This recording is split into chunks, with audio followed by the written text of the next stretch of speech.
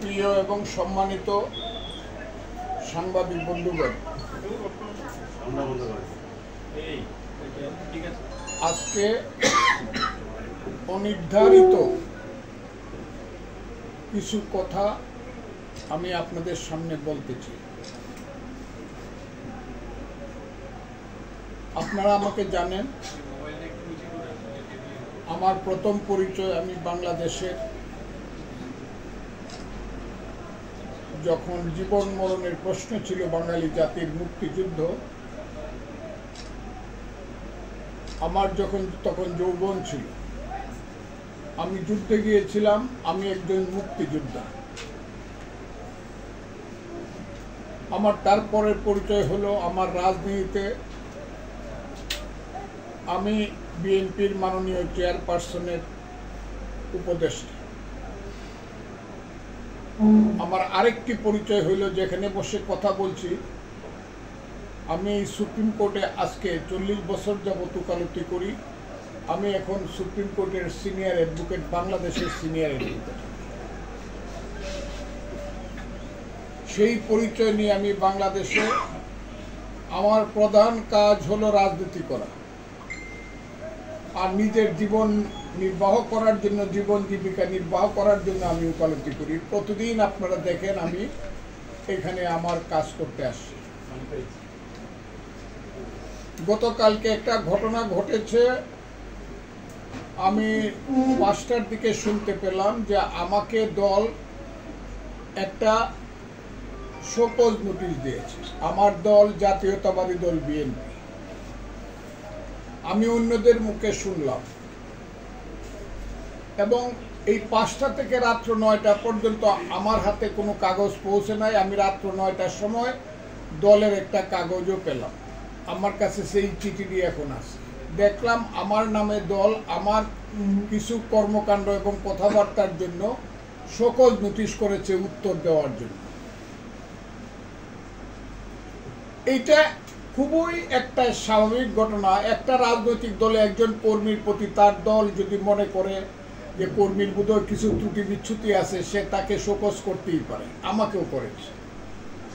এবং নির্দিষ্টভাবে আমি বলতে চাই, আমি তার উত্তর দলকে দিব, দল যা জানতে চায় তাও আমি বলবো, এবং তারপরে দল আমার বিরুদ্ধে সিদ্ধান্ত নেবে।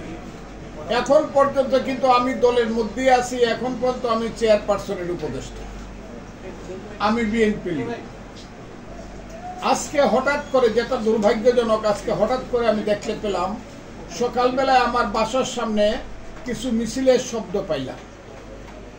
সেই শব্দগুলো বলাটাও আমার কাছে মনে হইল কিছু এই ছোট ছোট ছেলে মেয়ে, আমার সন্তানের সমান। এরা কারা আমি চিনিও না।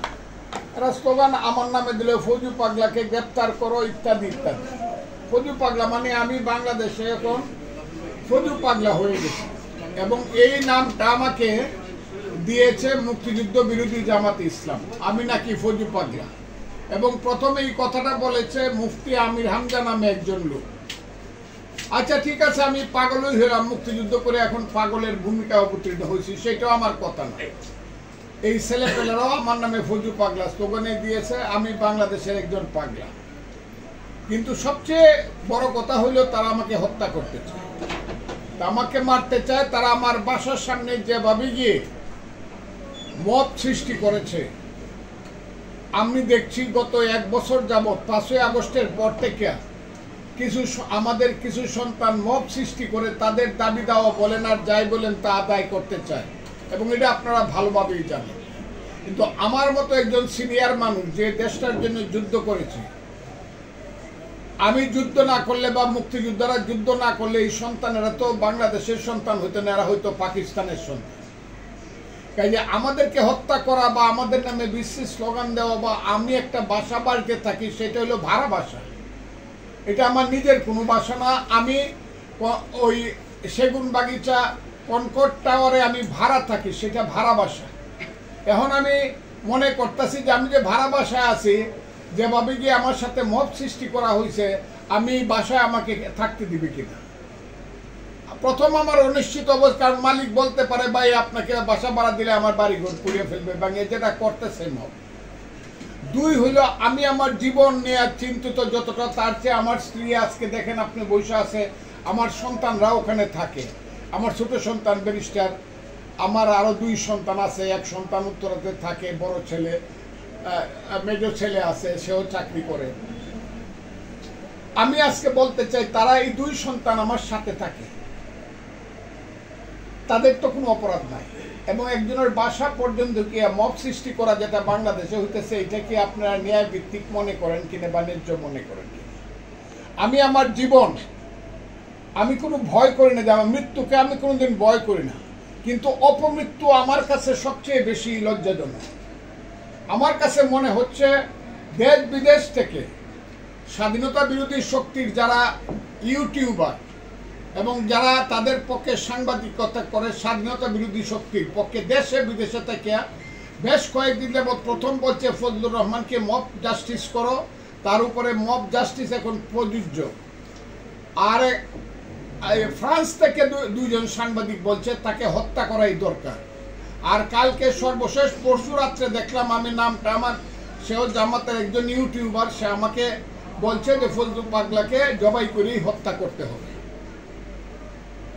এই যে অবস্থাটা, এই অবস্থাটা জানানোর জন্য আমি আপনাদের কাছে আসছি, এবং তার রেজাল্ট আমি দেখতেছি আমার বাড়ির সামনে। 7 থেকে 8 জন বা 9 জন ছেলে মেয়ে, এরা কারা কোন দলের আমি চিনি না। এই যে অবস্থা, এই অবস্থাতে আমি তো দেশের একজন নাগরিক, আমার তো বাঁচার অধিকার আছে। আমি প্রথমে বাংলাদেশের জনগণের কাছে হাত জোর করে আহ্বান জানাবো, আমি বাংলাদেশের ফজলুর রহমান, আমি হাত জোর করে আপনাদের জানাবো আমি একজন মানুষ। আমি হাত জোর করে আপনাদের কাছে জনগণের কাছে বলতে চাই আমি একজন মুক্তিযোদ্ধা, আমার বাঁচার অধিকার এই দেশে আছে, এটা আমি মনে করি, এটা আপনারা মনে করেন কিনা। কিন্তু আপনারা কি মনে করেন এইভাবে আমাকে হত্যা করলে পরে বাংলাদেশ এবং বাংলাদেশের যে অবস্থা, সেই অবস্থাটা কি এইরকমই থাকবে? আমাকে হত্যা করা উচিত বলেই আপনারা মনে করেন? আর আমার দলকে আমি বলবো এই কথাটা, দল আমাকে একটা শোকজ করতেই পারে, এটা আমি উত্তর দিব, সেটা দলের সঙ্গে আমার ব্যাপার, তখন দেখা যাবে। কিন্তু আমাকে হত্যা করার জন্য যারা আসলো, আমি তাদের সঙ্গে, আমি তাদেরকে চিনি না, জানি না, তাদের সঙ্গে আমার কোনো সম্পর্ক নাই, দূর সম্পর্ক নাই, তাদের সাথে আমার শত্রুতাও নাই, আমার কোনো মিত্রতাও নাই। কিন্তু এই যে মব একটা সিচুয়েশন সৃষ্টি হয়ে আমাকে যে হত্যা করার জন্য বা আমার ছেলে মেয়েদেরকে সর্বনাশ করার জন্য, আমার পরিবারকে সর্বনাশ করার জন্য আমি একটা ভাড়া বাসায় থাকি, এর মধ্য দিয়ে আমার কাছে মনে হচ্ছে যে এই দেশে কি আমার বাঁচার অধিকার আছে কি নাই, এটা জনগণকে জানানো উচিত। আমি বাংলাদেশের জনগণকে আমি আবারও প্রশ্ন করতে চাই, এই দেশে আমার বাঁচার অধিকার আছে কিনা।